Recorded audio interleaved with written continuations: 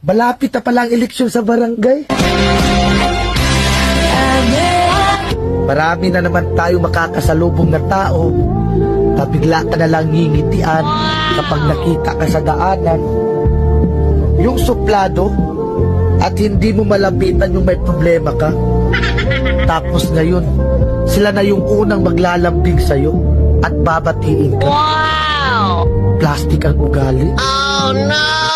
Tatakbo ka ulit ng pagkakapitan at konsehal ng barangay nyo. Wow! Tapos wala naman kayong magandang nagawang proyekto sa barangay nyo. Mahiya naman kayo. Tapos magtatanong kayo kung ilang buntante sa isang bahay.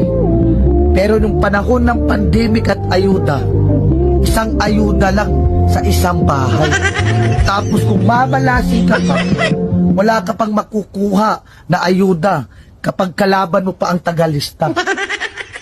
Kaya vote wisely para hindi sayang ang boto natin.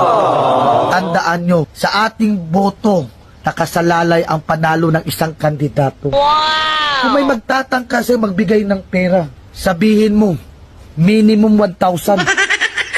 Aba, sa mahal na bilihin ngayon at bigas, hindi kasya yung 300.